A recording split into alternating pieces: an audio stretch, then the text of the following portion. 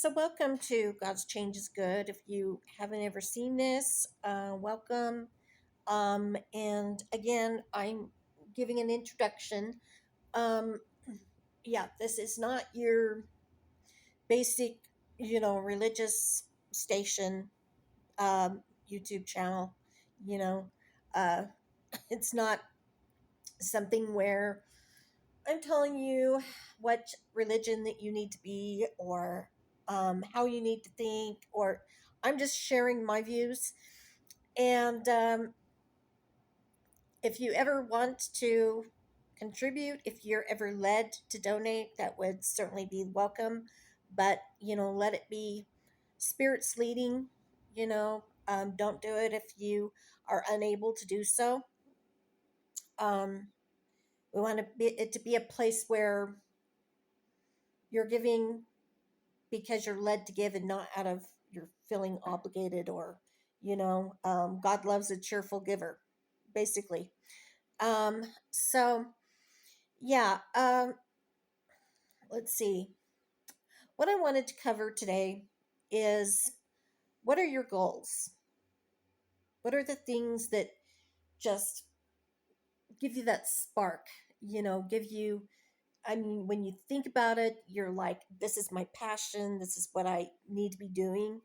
um, because for me, it's public speaking, and I never, back in, oh, let's see, uh, this ages me, and I never liked that.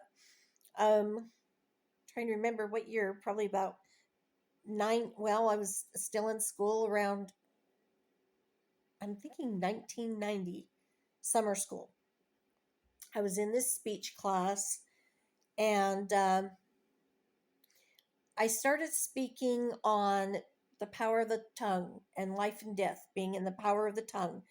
And boy, it's just ironic that I would be speaking on that because I really did not have that much of a problem, with at that point in time of being outspoken to the point of, okay, now it's time to stop. They got the point, you know. I'm thinking of that episode too of Modern Family, um, where Lily, she starts, well, they took in, what is that kid's name? The boyfriend of one of the teenagers. It's been a long time since I've watched that show, so I can't remember all the names, but they took in the boyfriend.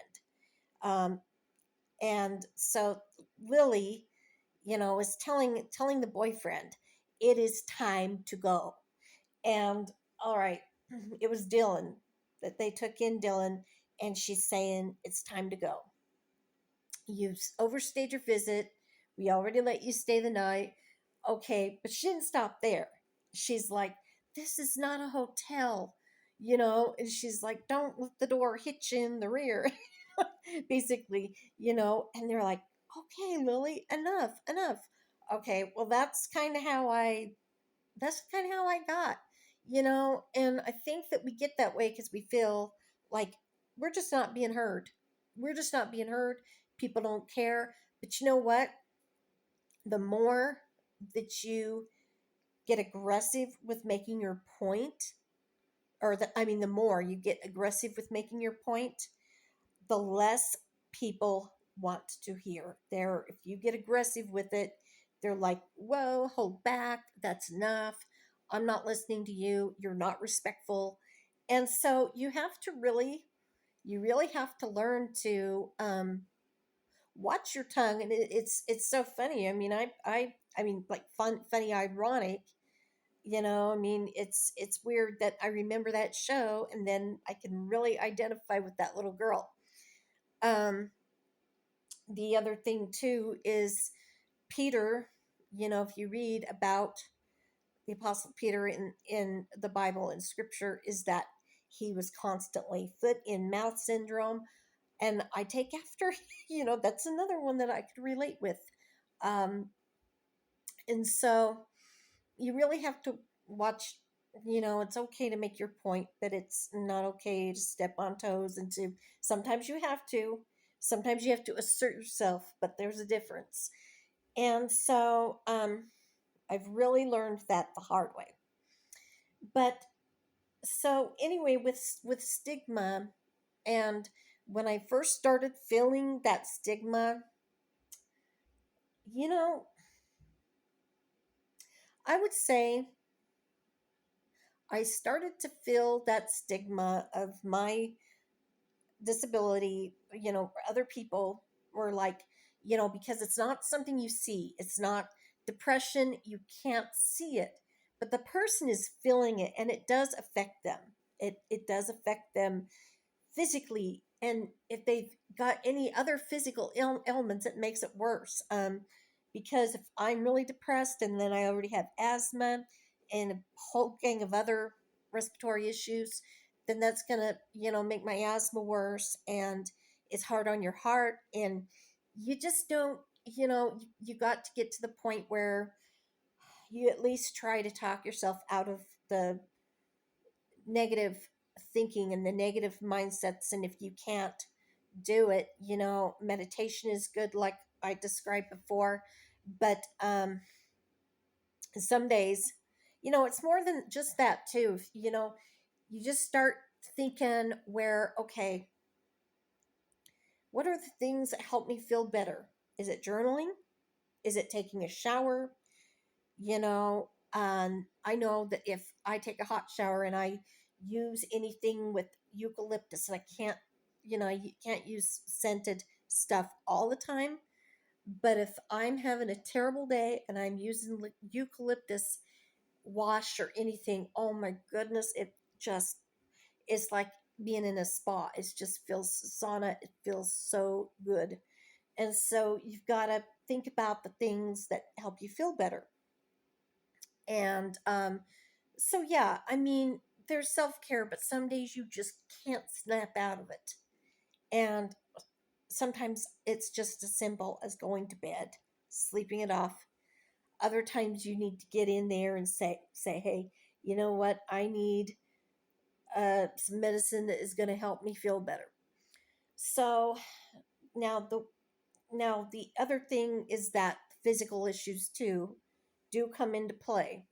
Um, and so anyway, let's see. When I first started feeling this, the stigma anyway. Okay. Well, it was, I backtrack on that. It was 2016. Um, because, I was dating somebody that basically, they left me for somebody that had money. It could be more successful. And, you know, um, there's nothing wrong with saying, okay, this is not going to work out. But then to lead somebody on, and then also to attach guilt to it, to say, to accuse them of what you're doing, which was cheating, to accuse them of what you're doing. And so the person, God bless him, I'm thinking sometimes he's learned the hard way.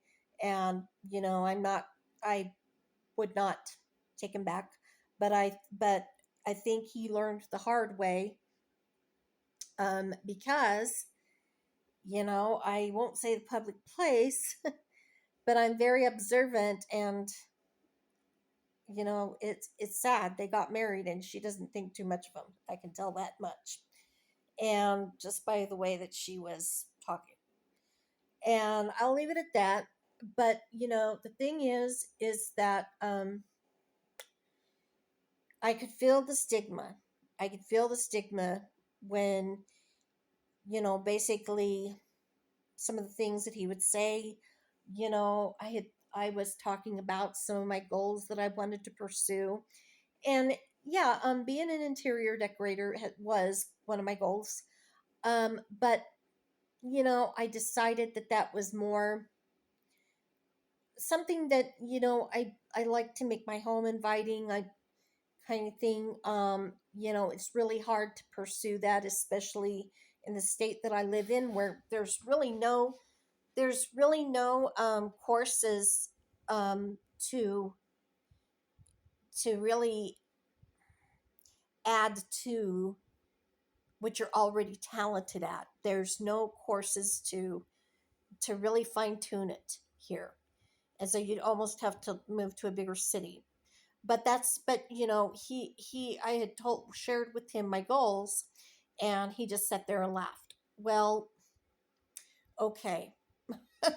Karma is just a wonderful thing, because now, you know, I can tell you that I would be surprised if they're happy.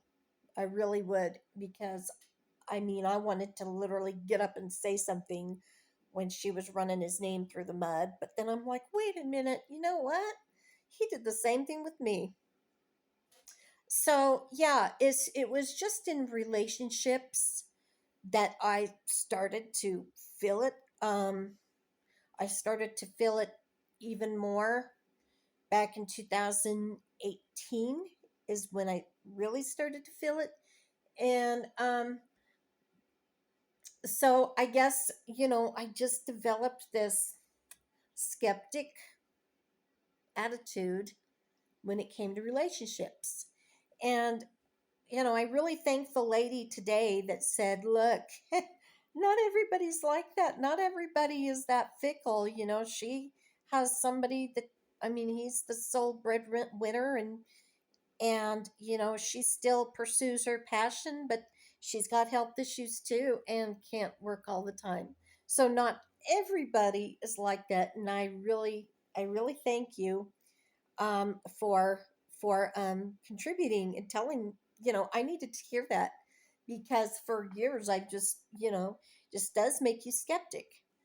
So but you need to move past it. You need to, like when I watched the Autistic Mystic today, and it's so funny because he was saying how he's an Aries, and he's like, you need to get up every day, and this is so Aries, um, that sign. He is an Aries, born in April. He's like, you need to get up every morning and just say, I am awesome. And hey, there's nobody like me. You know, he says, some of you, and then he backtracked a little bit and said, well, I do have problems. You know, let's face it, I have problems too. I'm not perfect. But he says, he admitted that's, basically kind of the Aries attitude. And it is. Um, and so, but he's like, some of you need a little bit of my confidence. So, he talked about goals too. And you need to find out what your passion is. You know, there are so many things, and one thing that I'm famous for is saving saving art on Facebook. Saving art, saving. There's one that I like in particular that I'm like, I need to draw these pictures. I need to hang them up on my wall, because I know I could draw this, or I know I could draw that. And that is one of my passions, is drawing and painting. And so I look at these pictures and put them in my favorites list on Facebook, and I don't ever draw them, I mean, there are things that I have drawn, but I don't draw any of my saved pics. So if it's as simple as drawing your saved pics I mean, if it's something that simple, take the time to do it.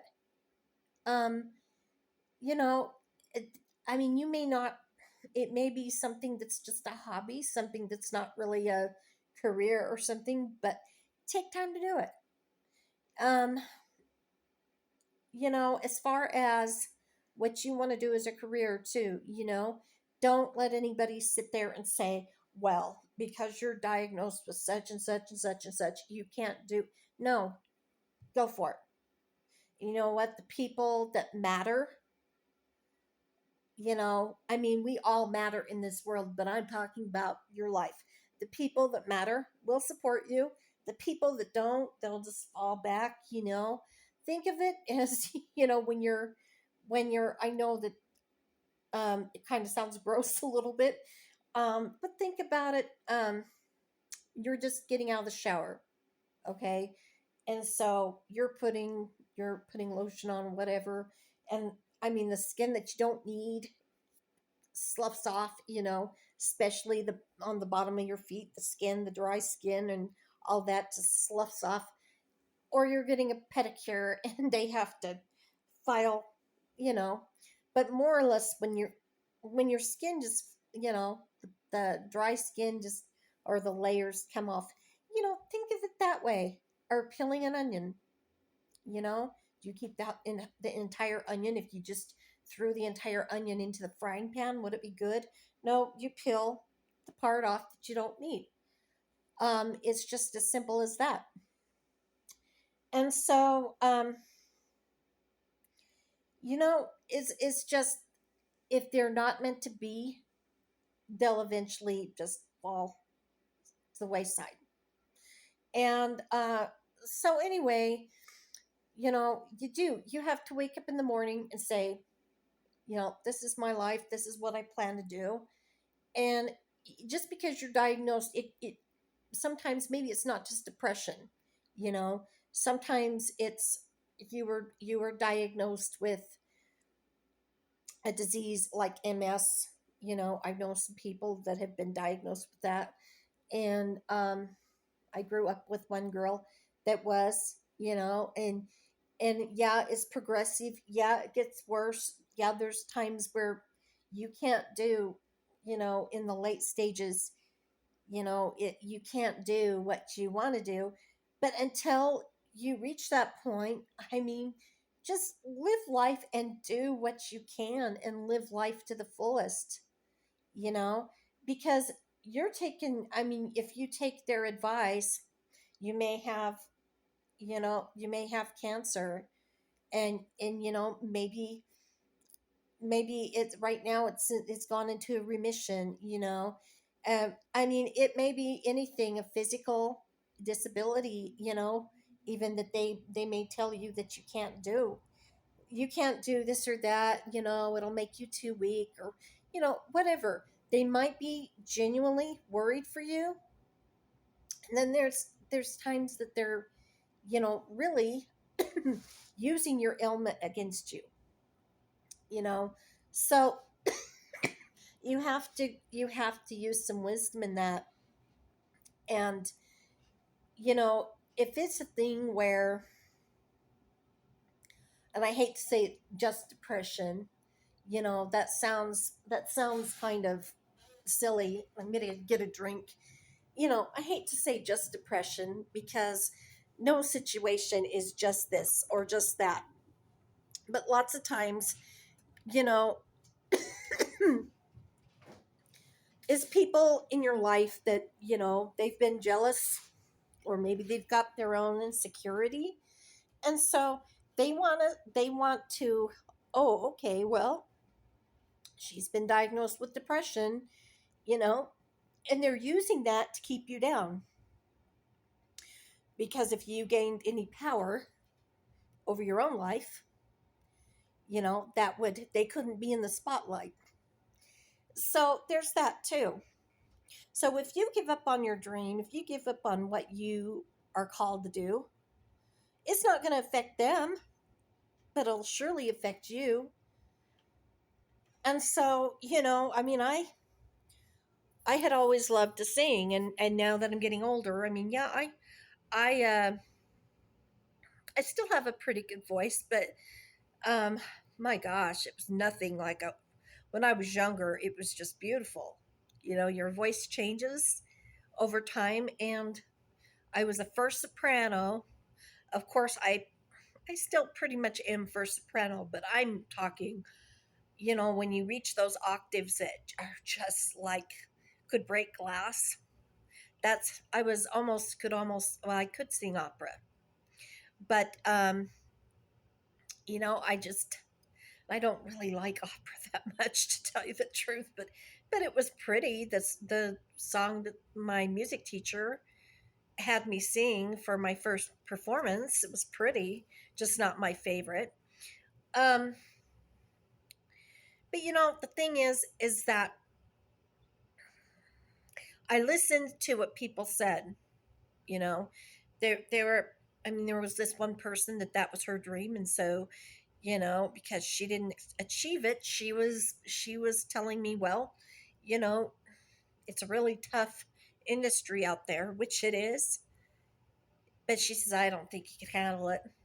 You know, who knows? I could have handled it maybe. And so I just listened to people that, one, it was her dream and she didn't achieve it, and then another person that, you know, just did not want to be out of the spotlight themselves. And so, but has my life been less quality because I didn't pursue that? I wouldn't think so. I don't think so, because I'm the kind of person that if I got into that, it wouldn't be rejection so much.